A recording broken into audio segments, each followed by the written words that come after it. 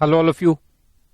Now let's start with valuation of supply of goods and service. अब valuation simple topic है. पहले जो excise और सर्विस टैक्स हुआ करता था उसमें काफी कॉम्प्लिकेटेड था. Now they have tried to made it very simple. मगर आप सब जानते हैं कि जब भी गवर्नमेंट कोशिश करता है कोई चीज को सिंपल करने की, यानी कि बहुत सारे लूप होल्स छोड़ देता है और अब लोग उसको एक्सप्लॉइट करेंगे. जैसे जैसे लोग एक्सप्लॉइट करेंगे वैसे वैसे गवर्नमेंट को समझ में आएगा कि कहां कहां पे लूप होल्स है.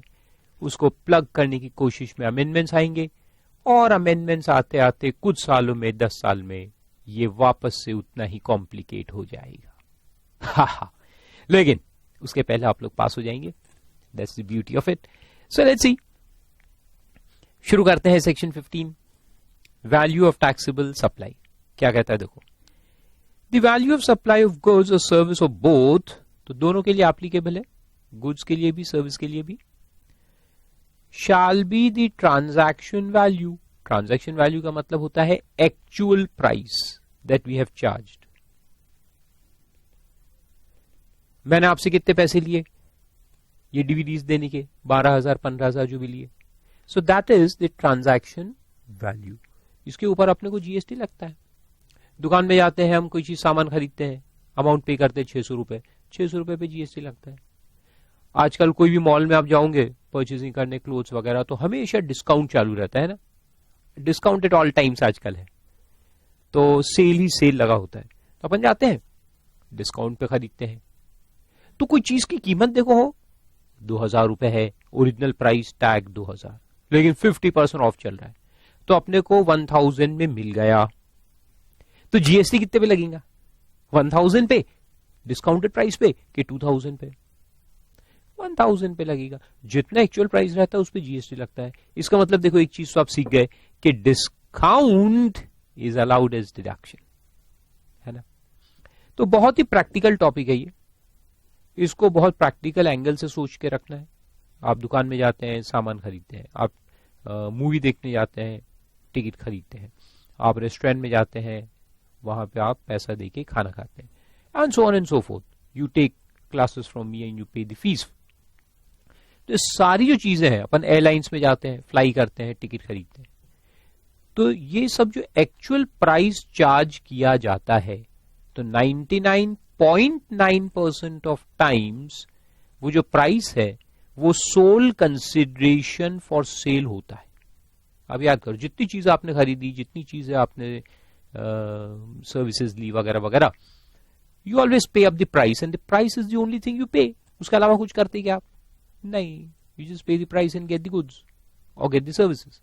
तो वो प्राइस कहलाता है ट्रांजैक्शन वैल्यू, और वो ट्रांजैक्शन वैल्यू ही वैल्यू माना जाएगा for levy of GST.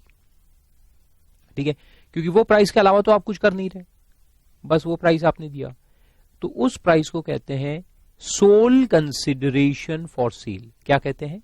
Soul. Soul यानी अकेला consideration for supply of goods और सर्विसेज. आपने मेरे को पैसे दिए, मैंने आपको डीवीडी दे दिए या यूएसबी, खत्म, किस्सा खत्म. So that is called sole consideration. और अगर ये प्राइस सोल कंसिडरेशन है और हम दोनों रिलेटेड भी नहीं है, तो ये प्राइस जो है इसको ट्रांजैक्शन वैल्यू कहते हैं, और यही ट्रांजैक्शन वैल्यू माना जाएगा, उस पे अपन जीएसटी लगा देंगे. सो this is the simplest possible subsection 1. फिर से पढ़ो, देखो क्या कहते हैं. The value of supply of goods और सर्विस और both shell be the transaction value. Transaction value का मतलब एक्चुअल प्राइस. तो लिखा है which is the price actually paid और पेएबल. पेड और पेएबल दोनों हो सकते. कैश सेल है तो पेड बोलेंगे, क्रेडिट सेल है तो पेएबल बोलेंगे. For the said supply of goods और सर्विस और बोथ वेयर दिस, देखो कंडीशंस दो है, दो कंडीशंस अटैच्ड है. Where the supplier and the recipient of the supply are not related. तो पहला कंडीशन है कि they should not be related to each other. And second condition है price is the sole consideration for the supply. Sole consideration is the second condition. So two conditions are attached. The supplier and the recipient should not be related. Related का मतलब क्या है अपन देखेंगे. And number two, कि ये जो price है ये अकेला होना चाहिए। सोल का मतलब क्या है? सोल का मतलब है सिंगल, अलोन, एक, अकेला, तन्हा, ठीक है, एक, सिंगल कंसिडरेशन। पैसे दो, सामान लो, पैसे दो, सर्विस लो, तो वो पैसा जो है उसको मानते हैं हम सोल कंसिडरेशन। इसके अलावा ना तो कुछ दिया गया है ना कुछ लिया गया है, और हम दोनों रिलेटेड भी नहीं है। दो कंडीशन है, we should not be related and price is the only, sole यानी only, in simple words only consideration for the supply. So in 99.9% of the transactions that take place in the market, the actual price is going to be the value of the goods or service or both. मगर फिर आगे चलते हैं, तो subsection 2 देखते हैं। Subsection 2 में inclusions दिए, इंक्लूजन्स देखो, शैल इंक्लूड, यानी अगर आप प्राइस को सेग्रीगेट करके दिखाते, देखो 99.9% ऑफ द टाइम्स क्या रहता है, अपन पूरा जो भी मेरे को आपसे पैसे लेना है वो सब इंक्लूसिव करके मैं दिखाता हूं। जैसे मैंने आपसे प्राइस चार्ज किया है 12,000 या 13,000 रुपए जो भी है, तो उसमें मैं दिखाऊंगा ना कि भाई price of this whole set of books and all this things is 12,000 rupees, और उस पर आपसे सर्विस टैक्स ले लूंगा।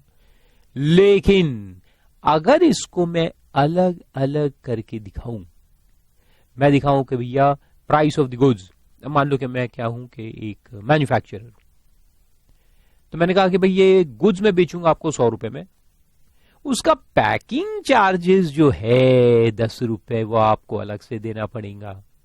Packing charges you have to pay separately, और उसके अलावा डिलीवरी चार्जेस भी मैं आपसे अलग से लूंगा, और उसके अलावा देखो मेरे को मार्केटिंग वगैरह करना पड़ता है, उसके लिए एजेंट्स अपॉइंट करता हूं मैं, एजेंट्स का कमीशन होता है वो आप लोग अलग से दे देना। तो ऐसे करके देखो हम क्या कर सकते हैं कि हमारे गुड्स में से कुछ अमाउंट तो अपन गुड्स का लेंगे, और कुछ अमाउंट ये दूसरे तरीके से या तो हम लेंगे कि इसका भी अलग से दे दो, उसका भी अलग से दे दो, या फिर एक काम करेंगे कि मैं आपको कहूंगा कि ये सब खर्चे आप अलग से पे कर देना टू दी डिफरेंट पर्सन्स, मेरे बिहाफ में आप ये खर्चे दूसरे लोगों को दे देना, मेरे सेल्समैन को आप कमीशन दे देना, जिससे मैंने पैकिंग मटेरियल खरीदा है उसको आप पैसे दे देना, जिससे हमने एडवर्टाइजमेंट करवाया है एडवर्टाइजिंग एजेंसी उसको आप लोग पैसे दे देना। तो देखो ये जो एक्स्ट्रा मैं आपसे लेता हूं उसको एक्स्ट्रा कंसिडरेशन बोलेंगे, apart from the amount that I have taken for the goods. ठीक है, तो गुड्स का मैंने लिया 100 रुपए, और उसके अलावा यानी एक्स्ट्रा जो पैसे लिया है, तो या तो मैं लूंगा या मैं कहूंगा कि मेरे बिहाफ में आप लोग दूसरे लोगों को पे कर दो, लेकिन मेरे बिहाफ में, क्योंकि मेरे को खर्चा करना था, ये सब खर्चे तो मैंने किए ना, so it was my obligation to pay, but now you are going to pay them. Understood?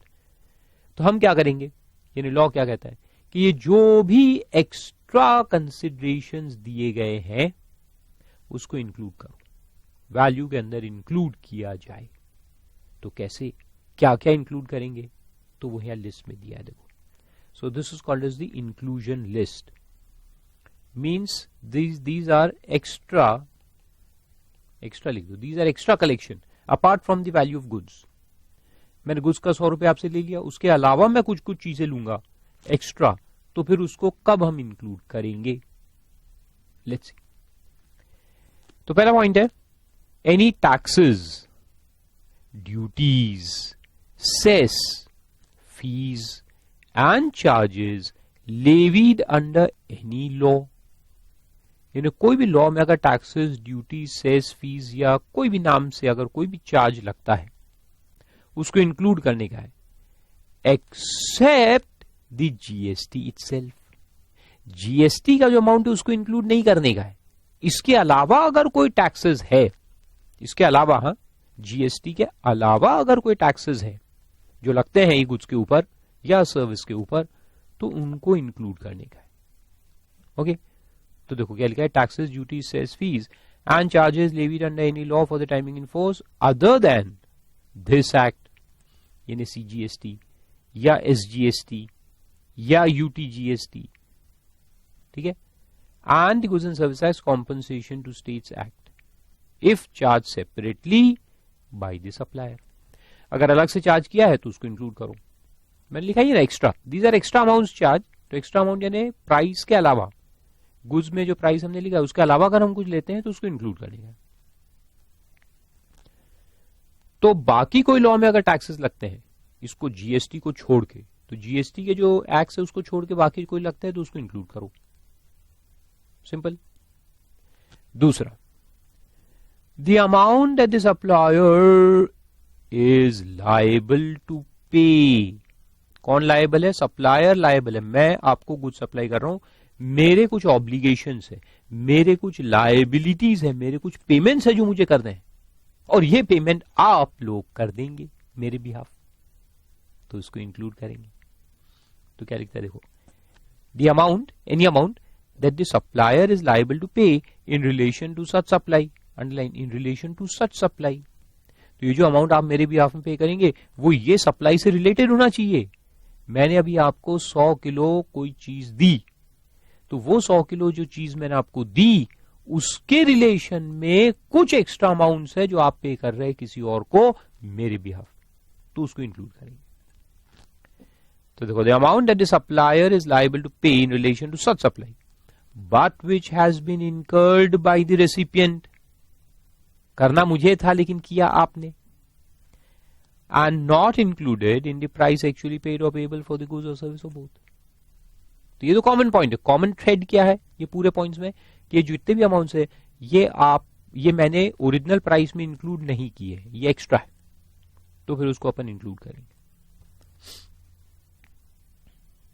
तो देखो, इसका एग्जांपल मैं देता हूं आपको.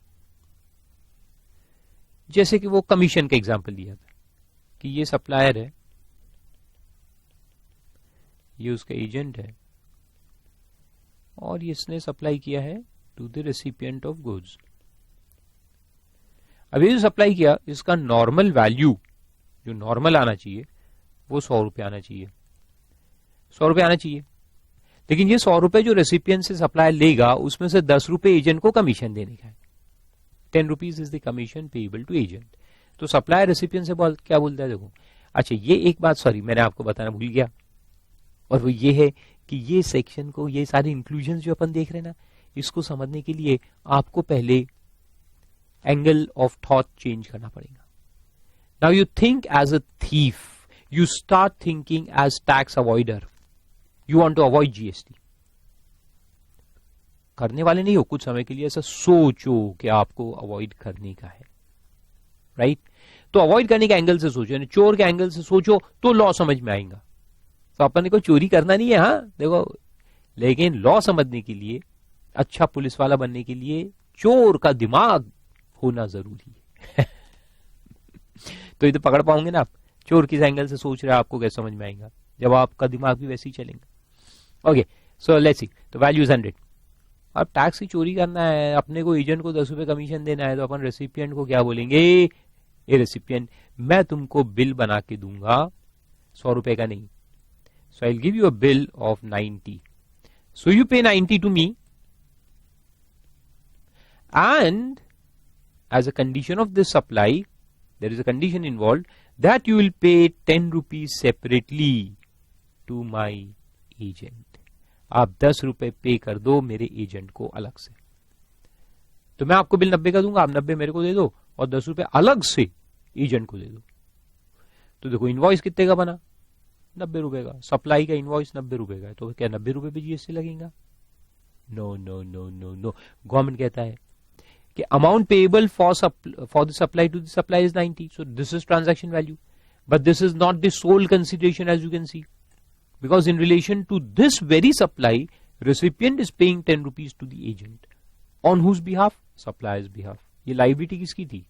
ये एजेंट को देने की 10 रुपए देने की लाइबिलिटी किसकी थी? सप्लायर की थी ना. वो सप्लायर का एजेंट है, तो उसको कमीशन देने का लाइबिलिटी किसका है? सप्लायर का है. लेकिन किसने दिया?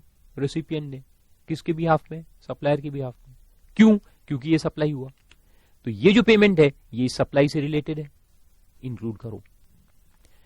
तो वो लिखा है, तो ये 10 रुपीज अपने को यहां पर इंक्लूड करने का है. So the value of goods for the purpose of levy of GST would be 90 plus 10 is equal to 100. तो लॉ क्या कर रहा है? टैक्स चोरी को रोक रहा है, जो आपने निकाला था उसको वापस से ऐड कर रहा है। समझ में आया? लेकिन ये देखो, लॉजिक समझना क्यों जरूरी होता है, टैक्स चोरी का एंगल देखना क्यों जरूरी होता है, मैं आपको समझाता हूं।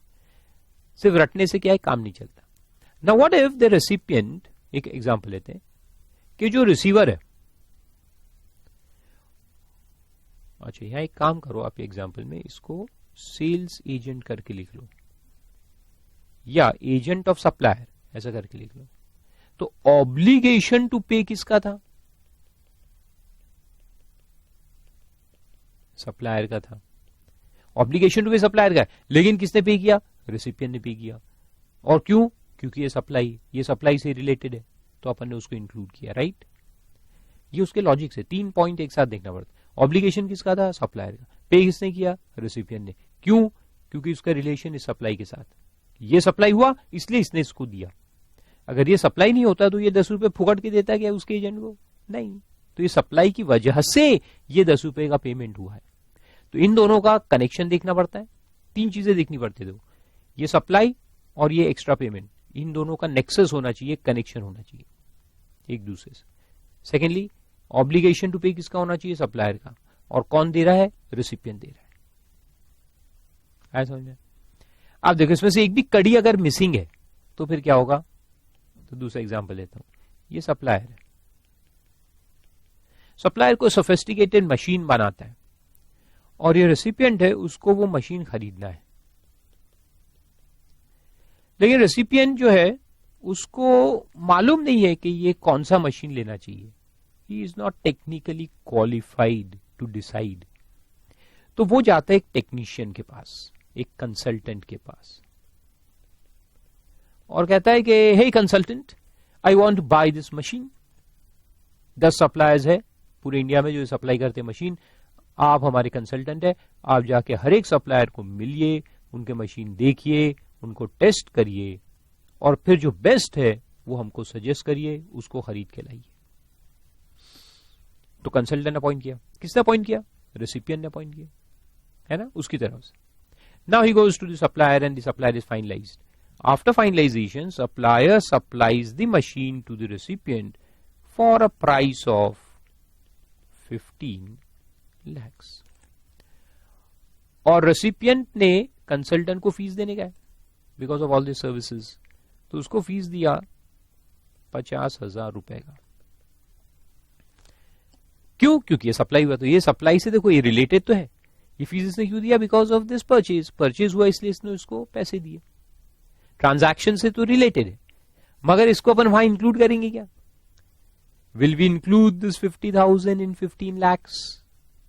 No, we will not. क्यों? क्यों नहीं करेंगे? बिल्कुल सही। ये जो पैसे इसने दिए, ये रेसिपिएंट ने अपने आप दिए, उसके ट्रांजैक्शन की वजह से दिए, कि सप्लायर का ऑब्लिगेशन था और इसने पे किया? नहीं, सप्लायर का ऑब्लिगेशन थोड़ी था। सप्लायर ने अपॉइंट किया क्या कंसल्टेंट को? नहीं। तो सप्लायर का कंसल्टेंट है क्या? नहीं। तो इसको 50,000 रुपए देने का जो लायबिलिटी है, जो ऑब्लिगेशन है, वो किसका है? सप्लायर का है क्या? नहीं। किसका है? रेसिपिएंट का है। इसलिए ये 50,000 रुपए जो है वो हम 15 लाख में इंक्लूड नहीं करेंगे। This is not to be included there. अब ये अलग बात है कि कंसल्टेंट ने जो सर्विस इसको दी तो इस पे अलग से जीएसटी लग जाएगा, that is a different story. क्योंकि कंसल्टेंट एक सर्विस प्रोवाइडर हो गया ना, तो ये सर्विस प्रोवाइडर इसको सर्विस दे रहा है तो इस पे लगाएंगे GST. Now that is a different story, but this fees will not be included here. ये बात याद रखो, इसको इंक्लूड नहीं करेंगे। This price itself is the transaction value and this will be chargeable to tax. This is the sole consideration for sale, for supply. ऐसा very good. तो वापस आओ, तो बी पॉइंट देखा, इसमें क्या क्या पॉइंट है देखो, फिर से पढ़ो।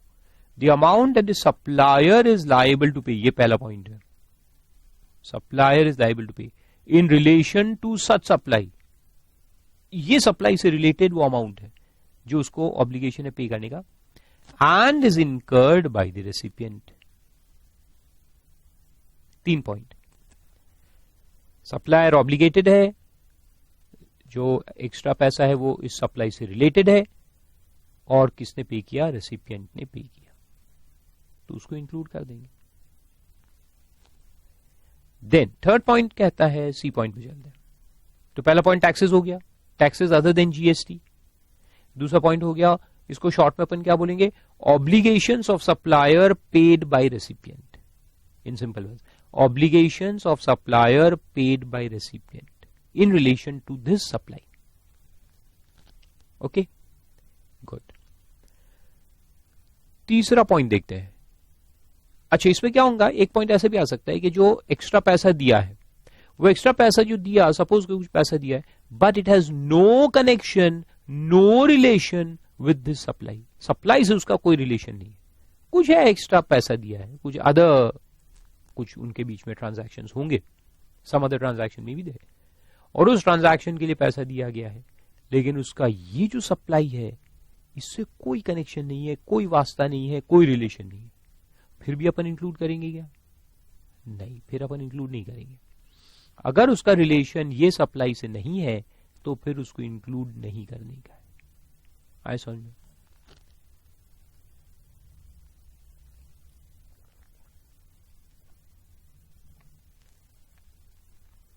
तो ये जो फंडा है कि कौन से ऐसे अमाउंट्स इंक्लूड करना और कौन से नहीं करना, ये पुराने एक्साइज और सर्विस टैक्स में बहुत लिटिगेटेड मैटर्स थे, इस पे हजारों की तादाद में केसेस थे।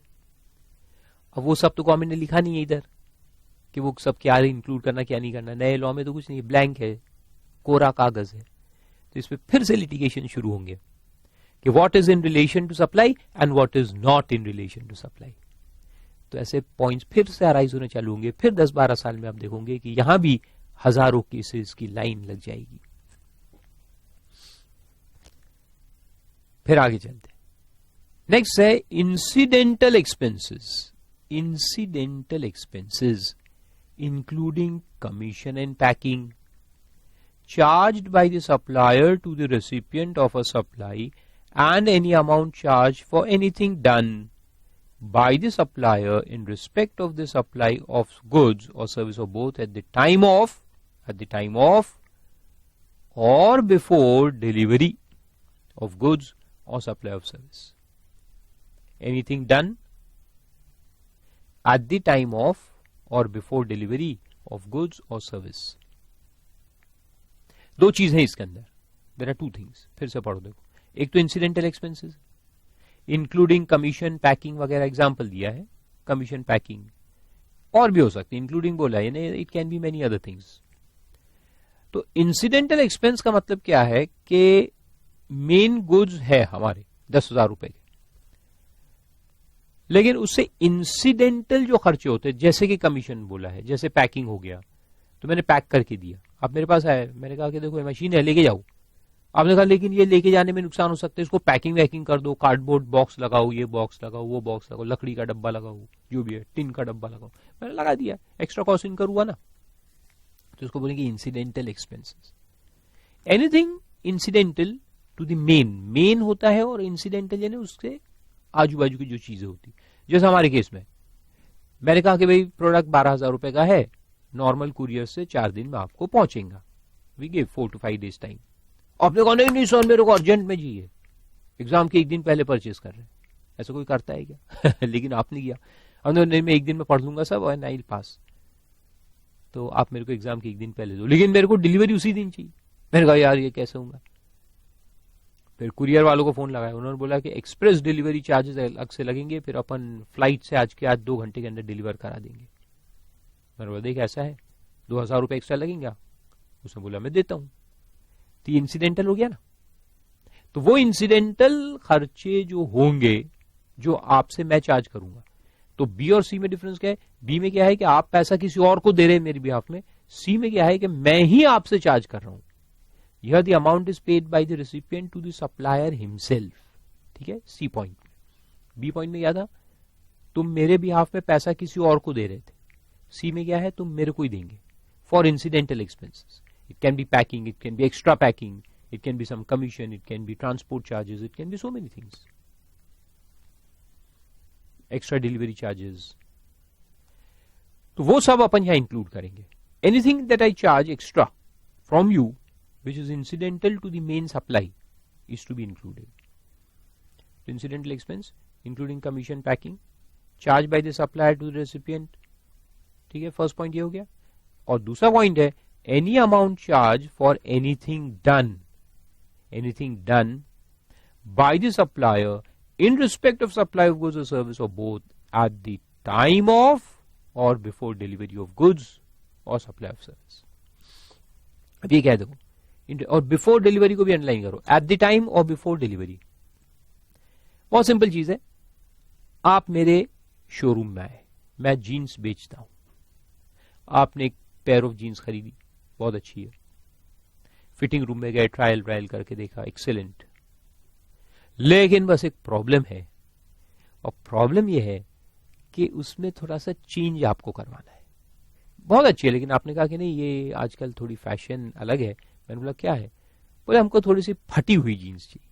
मैंने यार फटी हुई जीन्स सेकेंड हैंड मार्केट में खरीद लो. नहीं बोले हमको नहीं खरीदनी है, लेकिन उसको आप फाड़ के दे दो या वो बुलेट मार के दो.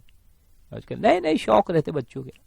मैंने कहा ये सब काम के लिए देखो एक्स्ट्रा लगेगा, 100 रुपए एक्स्ट्रा लगेगा. मैंने कहा तुमको कुछ काम करवाना है उसके ऊपर बिफोर डिलीवरी. मैंने कहा 100 रुपए अलग से लगेंगे. उसने कहा मैं देता हूं 100 रुपए. या वो स्टोन वॉश या क्या क्या बोलने वाले, पत्थर से क्रश करके दो. लाया, मैं जाके पत्थर उठा के लाया बाहर से, रास्ते से, उसको घसा, आदमी को लगाया घस इसको 1 घंटा, तो उसको घस दिया तो वो थोड़ी फट गई सॉर्ट ऑफ. फिर शाम को आया कस्टमर, बोलते हाँ yes this is the fine, this is the jeans I want. ऐसे लोग होते. क्या मालूम ये फैशन भी किस चीज को कहते, कौन सी बला का नाम है. खैर मेरे को क्या करना है, कस्टमर 100 रुपए दे रहा है तो दे भैया. तो मैंने उसे 100 रुपए एक्स्ट्रा लिए for doing something on the goods और the supply of service before delivery. Delivery के पहले मैंने वो काम करके दिया. अब देखो सर्विस में भी आ सकता है. आप मेरे यहां आए ऑफिस में, आपने कहा कि मेरे को चाहिए, मैंने कहा पेन ड्राइव पे दूंगा या हार्ड डिस्क पे दूंगा, सॉरी अपने डिस्क सीडीज पे, डीवीडीज पे.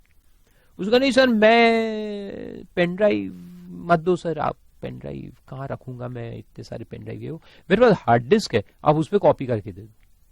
बोलो यार मेरे पास टाइम नहीं है, एक आदमी बिठाना पड़ेगा तुमको तुम्हारे लिए.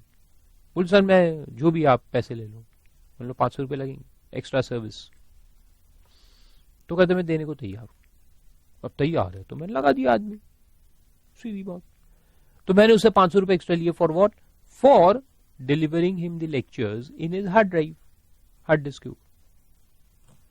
मैंने कहा चलेगा, एंड ही गिव्स दैट 500, तो वो इसमें ऐड होगा. तो समझ में आ रहा है ना ये क्या चीज है. एनीथिंग डन का मतलब है कोई भी आप एक्स्ट्रा वर्क अगर करवाते हो गुड्स के ऊपर, ये बहुत सारी जगह पे होता है. आप गए एक 2 व्हीलर खरीदने, बुलेट के शोरूम में गए 2 व्हीलर खरीदने, लेकिन उसको बोला कि नहीं अब बुलेट तो है 2 लाख रुपए की, मैं ले रहा हूं, दिस इज 2 लाख, लो आप 2 लाख लो, मेरे को बुलेट दे दो, लेकिन इस पे मुझे ग्राफिक्स करके दो. आजकल शौक है लोगों के, तो ग्राफिक को डिजाइनिंग पेंट वेंट मार के मेरे को दो. मेरे लगेंगे उसके 10,000 रुपए extra. Yes I am ready to pay. 10,000 रुपए वो मेरे को देता है, वो कहता है इस पे ग्राफिक्स करके दो. मैंने ग्राफिक्स करके दे दिया, डिजाइन रहता है कुछ, तो वो 10,000 रुपए वैल्यू में ऐड हो जाएगा. तो ऐसे जो भी आप काम करवाओगे, एनीथिंग डन यानी एनीथिंग कुछ भी हो सकता, बाय द सप्लायर. कौन कर रहा है, सप्लायर करके दे रहा है. एट द टाइम ऑफ या before the supply, eight the time of और बिफोर द सप्लाई. आजकल कार कंपनीज भी होती है, उनके एक स्टैंडर्ड प्राइस होता है कि कार है इसका स्टैंडर्ड प्राइस इतना है, लेकिन अगर आप इसमें कुछ चेंजेस करवाना चाहते हो तो आप हमें बता दो, हम वो चेंजेस करके आपको देंगे एट एक्स्ट्रा कॉस्ट. तो वो जो एक्स्ट्रा कॉस्ट लेंगे वो अपने को ऐड करना पड़ेगा. आ रहा है समझ में, आ रहा है, पॉइंट घुस रहा है दिमाग में. सब इमेजिनेशन से पढ़ने का है, हमेशा कहता हूं मैं. अलग अलग एग्जाम्पल आप सोचो, और भी सोचो, बहुत सारी चीज सोच सकते. तो स्टिचिंग ऑफ द क्लॉथ से लेकर के कितनी सारी चीज आएंगी, alteration and so on and so fourth. अब वो फ्री में है तो कोई प्रॉब्लम नहीं है, लेकिन अगर एक्स्ट्रा चार्ज लिया गया तो उसको इंक्लूड करना पड़ेगा। तो दो बातें समझ में आई इसके अंदर। एक इंसिडेंटल एक्सपेंसेस है जो नॉर्मली हम करते हैं लेकिन एक्स्ट्रा ले रहे हैं तो उसको इंक्लूड करो, और एक है जो आपके कहने पर मैं करूंगा। You are the buyer, you will tell me to do something, I will do it and then supply the goods और सर्विस। तो वो जो एक्स्ट्रा पैसा मैं लूंगा फॉर डूइंग समथिंग वो अपन इंक्लूड करेंगे। Got it? Very good. लेकिन यहां बिफोर डिलीवरी जो है ये इंपॉर्टेंट पॉइंट है। एट द टाइम और बिफोर डिलीवरी,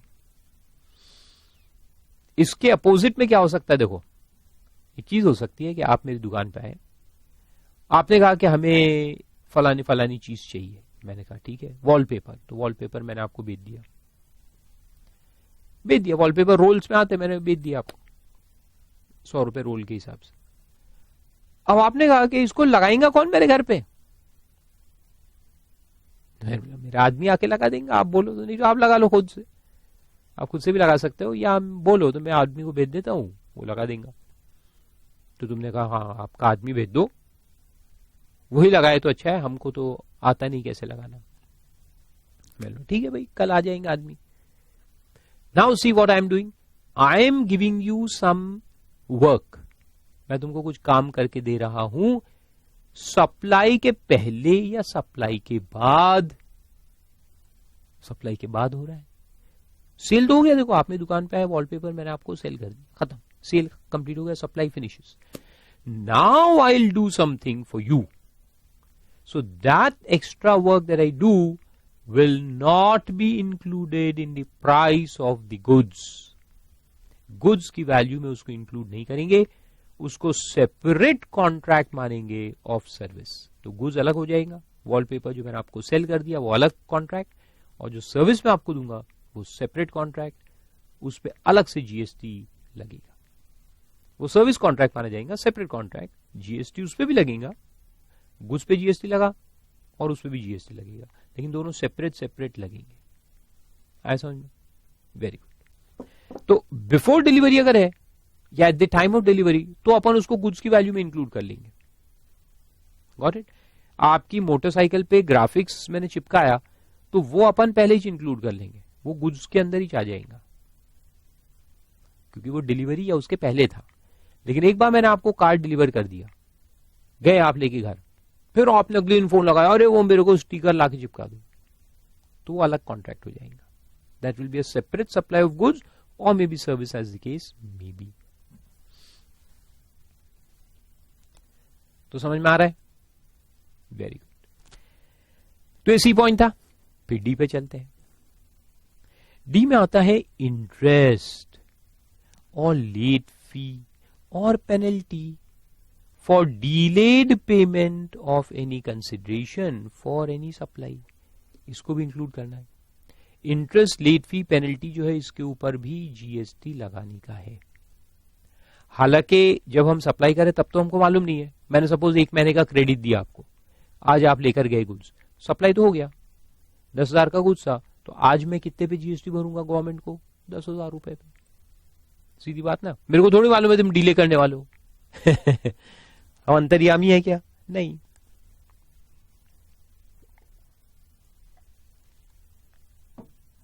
तो क्या होगा कि आज तो अपन 10,000 पे जीएसटी पे कर देंगे। ओके, अब 1 महीना गुजरेगा, आज से 1 महीना गुजर जाने के बाद जब मैं आपको फोन लगाऊंगा कि अरे तुम्हारा ड्यू डेट आ गया है, पैसे दो, तुम बोले अब भी भिजवाता हूं, अब भी बस 1 घंटे में आपके यहां पहुंच जाएगा चेक लेकर आदमी, लेकिन वो 1 घंटा तो गुजर गया, आदमी नहीं आया, फिर मैं भी भूल गया, 3 दिन बाद याद आया, फिर से फोन लगाया, अरे अब भी भेजता हूं 2 मिनट में, 2 मिनट तो निकल गए, आदमी नहीं आया। ऐसे करते करते 3 महीने गुजर गए। देखो टाइम कितना लैप्स हो रहा है। फिर मैंने आपके ऊपर फाइन, पेनल्टी जो भी है लगा दिया, इंटरेस्ट लगा दिया, और मेरा आदमी भेजा फिर तुम्हारे यहां, चमन सेठ करके मेरा आदमी है, 200 किलो का आदमी है। वो जब आपके यहां आया तो आपने चुपचाप उसको पैसे दे दिए। समझ रहे हैं ना कौन है वो?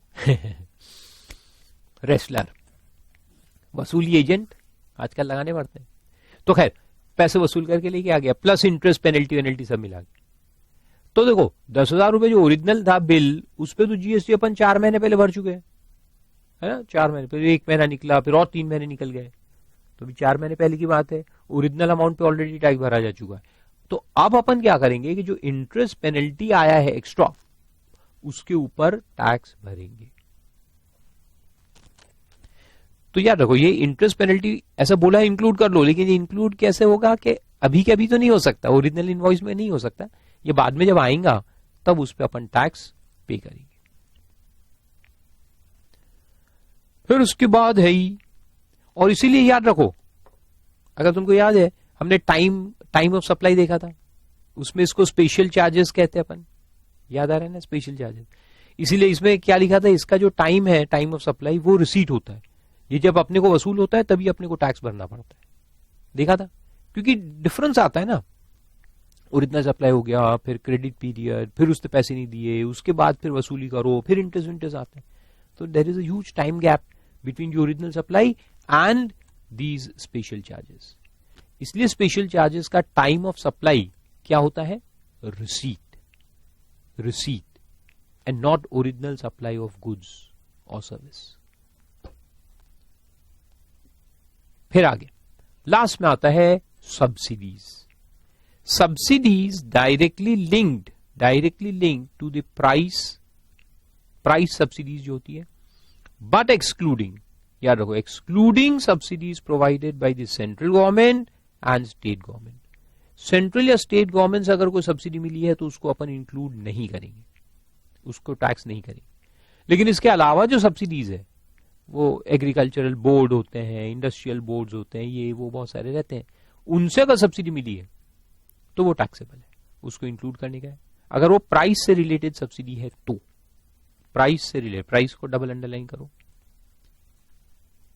प्राइस से रिलेटेड सब्सिडी है तो उसको इंक्लूड करना है। लेकिन अगर गवर्नमेंट या स्टेट गवर्नमेंट से मिला है तो एग्जेम्प्ट है, उसको इंक्लूड नहीं करने का।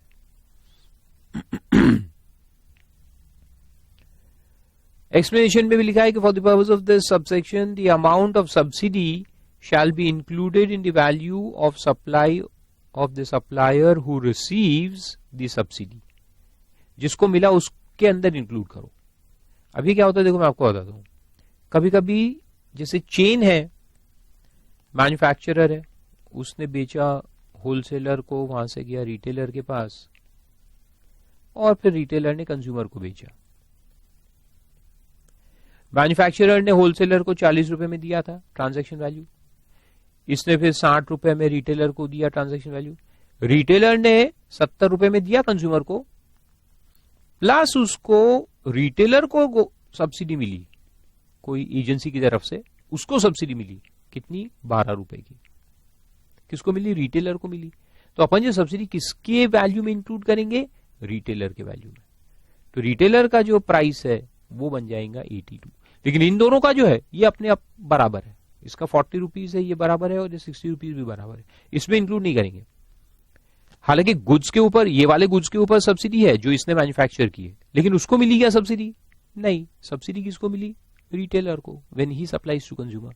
सो this subsidy will be included in the hands of retailer, the supplier who receives it, ऐसा लिखा है, the supplier who receives it.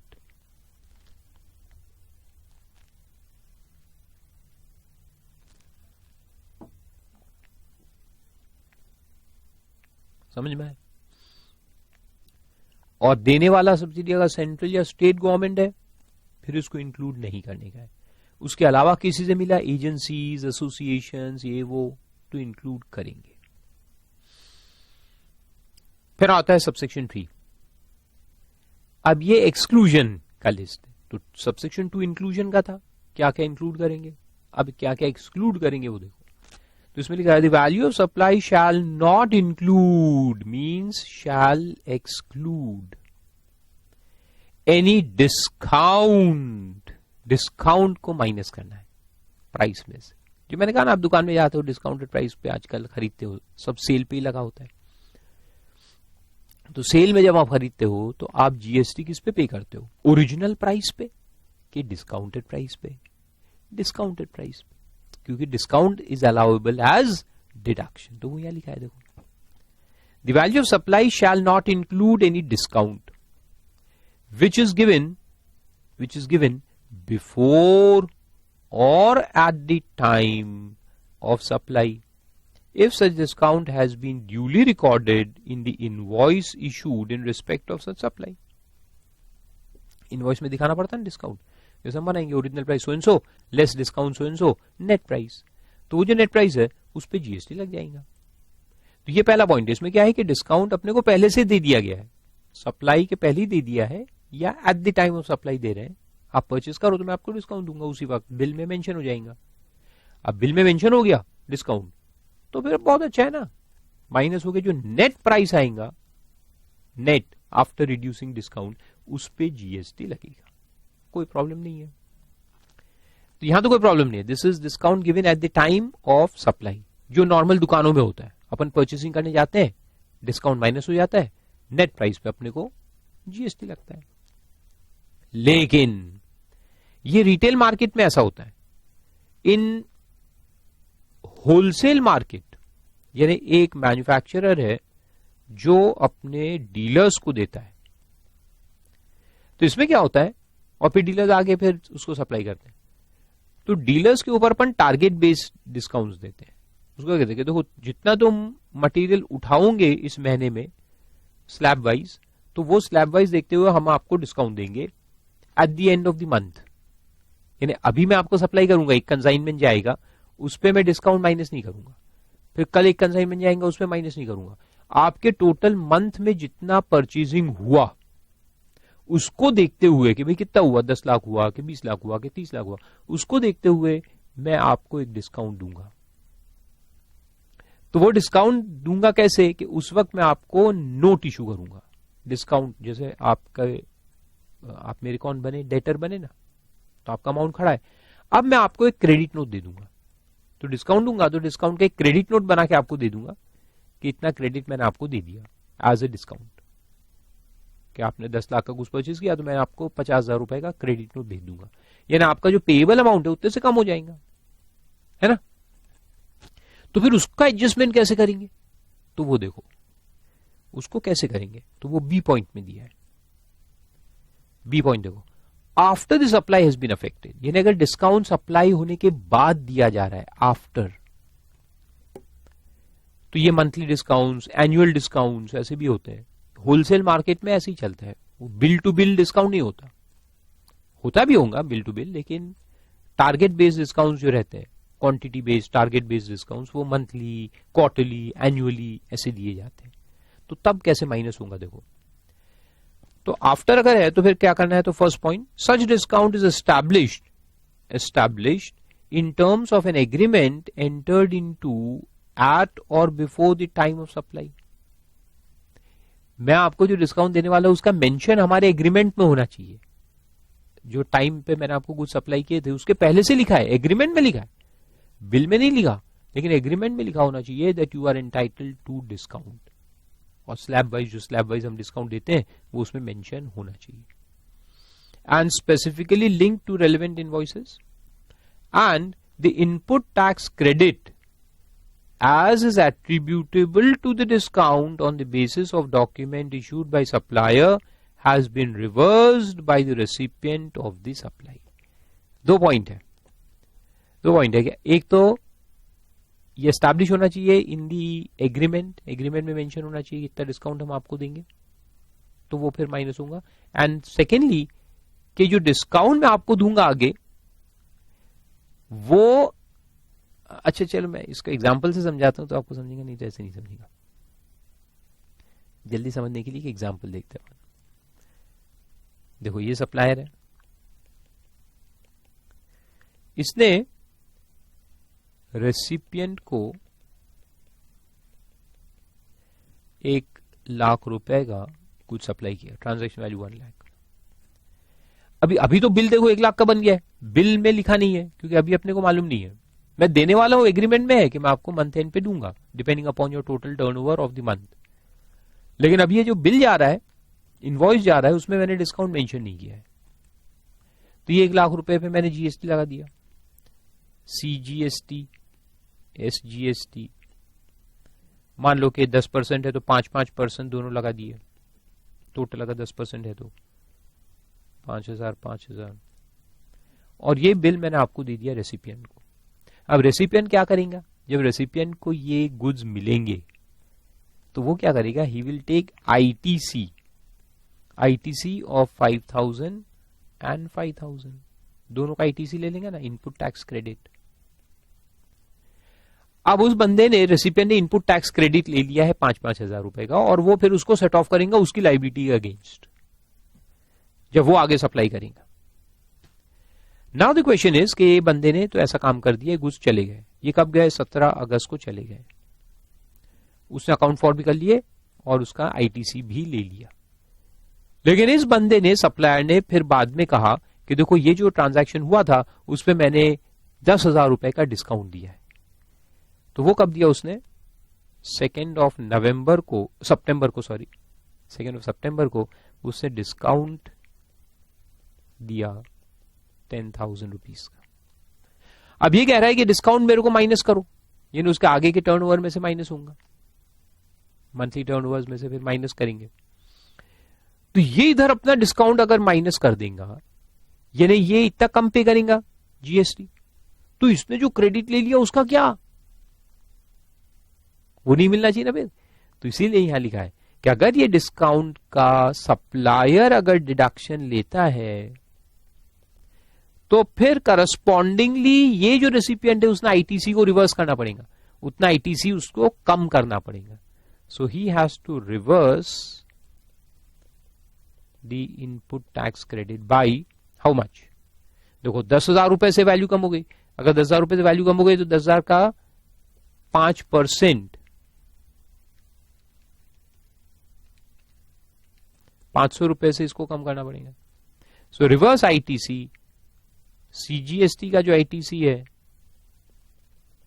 वो 500 रुपए से कम करना पड़ेगा, और एसजीएसटी जो है, और एक सेकेंड,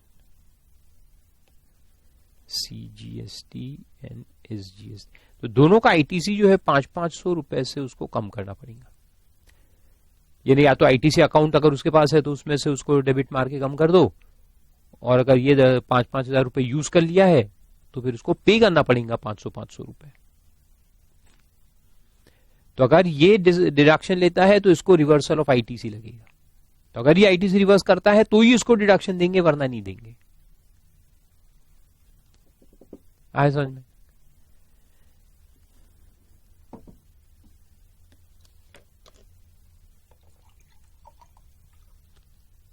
लिख लो।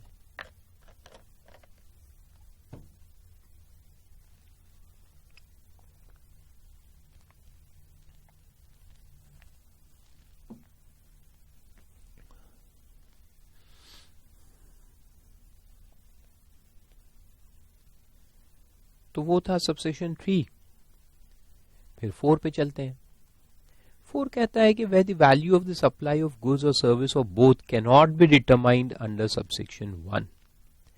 cannot be determined under subsection 1 का मतलब है कि या तो प्राइस सोल कंसिडरेशन नहीं है, there are some extra considerations, और 2 में जो एडजस्टमेंट्स दिए हैं उसके भी बाहर वाला है कोई, उसके अलावा कुछ एडजस्टमेंट्स, या फिर नंबर 2 ये दोनों रिलेटेड पार्टी है, इन्हें रिलेटेड पार्टी और एक्स्ट्रा कंसिडरेशन इज इन्वॉल्व्ड। क्योंकि 2 कंडीशन थे ना सबसेक्शन 1 के, 2 कंडीशन क्या है, पहला कंडीशन है कि ये रिलेटेड नहीं होना चाहिए, सेकंड कंडीशन है कि एक्स्ट्रा कंसिडरेशन नहीं होना चाहिए, it should be sole consideration for sale. तो अगर एक्स्ट्रा है और सबसेक्शन 2 में एडजस्टमेंट जो हो गए वो वाले भी नहीं है, कुछ अलग ही है, कुछ अलग ही है, तो फिर अपन वो प्राइस को एक्सेप्ट नहीं कर सकते। और अगर आपका ट्रांजैक्शन वैल्यू एक्सेप्ट नहीं होगा तो फिर वैल्यू कैसे निकालना, तो वो यहां दिया है। तो क्या बोलता है, the same shall be determined in such manner as may be prescribed, यानी गवर्नमेंट इसके लिए बनाएगा रूल्स, और वो वैल्यूएशन रूल्स के अंदर फिर हम इसका वैल्यूएशन कैसे करना वो देखेंगे। तो चलेंगे अभी अब सेक्शन के बाद रूल्स में जाएंगे, देखेंगे। तो वो 9 सेक्शन 15 सबसेक्शन 4 है। फिर 5 कहता है notwithstanding anything contain in 1, notwithstanding यानी subsection 5 override subsection 1 and even 4 यानी ये रूल्स बनेंगे वो भी इसको नहीं लगेंगे और जो सबसेक्शन 1 है वो भी नहीं लगेगा, यानी ट्रांजैक्शन वैल्यू भी नहीं देखना और रूल्स में जो वैल्यू निकालना है वो भी नहीं देखना। तो फिर क्या देखना है, वैल्यू कैसे निकालना है, ऑन डीम्ड बेसिस।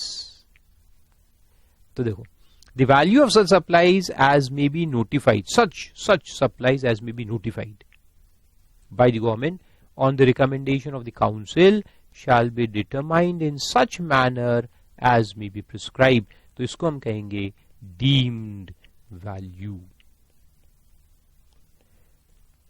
इसको डीम्ड वैल्यू मेथड कहते हैं कि गवर्नमेंट बोलेगा कि इस चीज की वैल्यू इतना लो तो उतना लेना पड़ेगा, उसमें एक्चुअल वैल्यूएशन नहीं निकालेंगे, डीम्ड वैल्यूएशन मेथड से निकालेंगे। तो वो कैसे निकालते हैं, कौन से ये आइटम्स है, ये भी नोटिफाइड है, ये अपन आगे चल के पढ़ेंगे, ये भी पढ़ना है अपने को। तो 9.4 is different and 9.5 is different.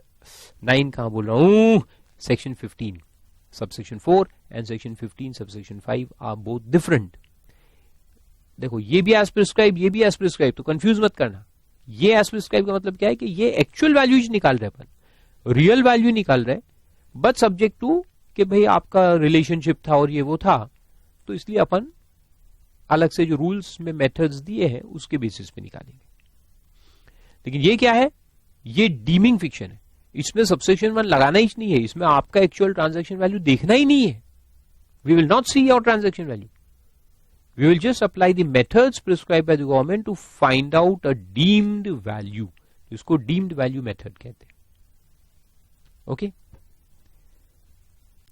चलो फिर आगे चलते हैं, एक दो डेफिनेशंस है वो देख लेते हैं एक्सप्लेनेशन के अंदर, और फिर सारे रूल्स अपन देखेंगे एक एक करके। तो एक्सप्लेनेशन में क्या कहता है, देखो पहला जो डेफिनेशन है उसमें रिलेटेड पर्सन का दिया है कि for the purpose of this act person shall be deemed to be related persons if such persons are officers और directors of one another's business. ये हमने पहले भी पढ़ा था, एक जगह और आया था, फिर से आया है, देख लेते एक बार, रिवाइज करने में कोई नुकसान नहीं है। दे आर ऑफिसर्स और directors of one another's businesses. मेरे बिजनेस का आप डायरेक्टर, आपके बिजनेस का मैं डायरेक्टर, तो हमारे दोनों के बिजनेस क्या हो गए, रिलेटेड, यानी हम दोनों related. Then such persons are legally recognised partners in business. मैं और आप कोई पार्टनरशिप फर्म में एक साथ पार्टनर्स है, जैसे मैं और कैटरीना है, हम रिलेटेड है। कैसे हम एक फर्म में पार्टनर्स है दोनों आप क्या सोच रहे थे partners. Then such persons are employer and employee. Employer और एम्प्लॉई आपस में रिलेटेड माने जाते हैं। देन एनी पर्सन डायरेक्टली और इनडायरेक्ट, एनी पर्सन यानी एक आदमी, फारूक हक, ये सब याद करना है, मैंने एग्जांपल दिया। फारूक हक डायरेक्टली और इनडायरेक्टली ओन्स, कंट्रोल्स और होल्ड्स 25% और more of the outstanding voting stock और shares of both of them. बताया था मैंने आपको, इन्फोसिस में मेरे पास 36% शेयर्स और रिलायंस में मेरे पास 40% शेयर्स। तो इन्फोसिस और रिलायंस क्या हो गए, related persons. Good. Then one of them, अच्छा देखो कुछ स्टूडेंट्स है ना तो उनको मेरे एग्जाम्पल जरा हजम नहीं होते, वो कहते कि सर क्या फेंकते रहते हैं। अरे ये याद रखने के लिए होता है। द पॉइंट इज कि आपको अगर अच्छा नहीं लगता है, मेरे पास इतने शेयर्स है, आपको अगर जेलसी फील हो रही है, तो आप एग्जाम्पल में मेरा नाम चेंज करके आपका नाम डाल दो ना, चलेगा, no problem, I don't have any problem, आप डाल सकते। So you say that you have got 36% shares of Infosys and 40% shares of Reliance. देखो फिर कितना अच्छा एग्जाम्पल लगता है या कैटरीना के पार्टनर कौन, आप। अच्छा लड़कियां हैं तो कोई प्रॉब्लम नहीं, you can be partner with Katrina, उसमें प्रॉब्लम क्या है। और you can change Katrina with may be Ranbir Kapoor, या आपको जो भी अच्छा लगता है। अच्छा चलो आगे। So one of them, next point देखते हैं। वन ऑफ देम डायरेक्टली और indirectly controls the other. Holding subsidiary case, एक दूसरे को कंट्रोल कर रहा है, तो एक के पास दूसरे के 50% से ज्यादा शेयर्स है, मोर देन 50%, है ना। कंट्रोल्स यानी more than 50%। Then both of them are directly और indirectly controlled by third person. एक तीसरा आदमी है जो दोनों को कंट्रोल कर रहा है। For example holding company is controlling 2 subsidiaries, तो ये कौन है? 2 subsidiaries of the same holding company. Then together they directly और indirectly control a third person. ये दो मिलके तीसरे को कंट्रोल कर रहे हैं, यानी इनके बीच में कोई जेवी है, जॉइंट वेंचर है, जिसके थ्रू वो एक तीसरे एंटिटी को कंट्रोल करते हैं। और they are members of the same family, एक ही फैमिली के चट्टे बट्टे हैं, यानी बीवी बच्चे हैं। तो एक बिजनेस हस्बैंड का और एक बिजनेस वाइफ का, तो ये दोनों क्या हो जाएंगे? Related persons. और father mother brother sister related कब माने जाएंगे? यानी आपकी फैमिली में कब आते हैं? When they are dependent on you. अगर आप पे डिपेंडेंट है तो आपकी फैमिली में आते हैं, फिर वो भी रिलेशनशिप में आएंगे, वरना नहीं आएंगे। The term person also includes legal person, वो तो ठीक है। पर्सन वर्ड यूज होता है वो सिर्फ इंडिविजुअल नहीं होते, उसमें कंपनीज भी आती है।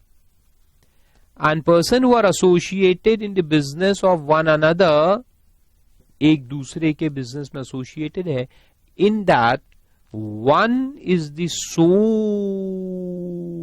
एजेंट और a sole distributor or a sole concessionaire, howsoever described, यानी नाम कुछ भी दो, of the other shall be deemed to be related। यानी एक मैन्युफैक्चरर है, मान लो उसने एक ही आदमी को अपॉइंट किया सोल क्या एजेंट। अब नाम देखो, you can call him an agent, you can call him a distributor, you can call him a concessionaire, concessionaire यानी जो कंसेशन एजेंट होता है, या एनी अदर नेम, नाम कुछ भी दो। तो इसलिए अपने को 3 नाम से कोई मतलब नहीं, अपने को मतलब है सोल से। ये इंपॉर्टेंट है, सोल। यानी आप एक बड़े बिजनेसमैन हो और आपने एजेंट्स अपॉइंट किए, 50 एजेंट अपॉइंट किए, फिर चलता, then these agents are not your related person. हजारों एजेंट अपन अपॉइंट कर सकते हो, तो क्या सब मेरे रिलेटेड है? नहीं। लेकिन अगर आपने एक अकेले तन्हा अलोन सिंगल आदमी को अपॉइंट किया as your agent, as your distributor, as your concessionaire, और by whatever name called, फिर वो जो अकेला है, सरकार पूछता है, गवर्नमेंट आपसे पूछेगा, भाई अकेले को क्यों अपॉइंट किया? कुछ खास है? कुछ खास बात दिख रही है? अकेले को क्यों किया या अकेली को क्यों किया? आप तो बहुत सारे एजेंट अपॉइंट कर सकते थे, फिर वो अकेला क्यों है, अकेली क्यों है? जरूर कुछ दाल में पीला है। अरे दाल मखनी है, हाँ, तो काली दाल होती है ना, तो उसमें पीला आ गया, कुछ तभी शक है। तो ये सोल से गवर्नमेंट को बड़ा परेशानी, बोले सोल काई को है? ये बहुत सारे होने चाहिए, बहुत सारे रहते तो क्या प्राइस समझ में आ जाता है ना, बिकॉज बहुत सारे है तो कॉम्पिटिटिव प्राइस आता है, अकेला है तो मैनिपुलेटेड प्राइस हो सकता है। इसलिए गवर्नमेंट ने कहा they are deemed to be related, they are deemed to be related. तो ये भी डेफिनेशन इंपॉर्टेंट है रिलेटेड पर्सन का, याद रखो। थियरी में भी आ सकता है, प्रैक्टिकल में भी क्वेश्चन आ सकते हैं।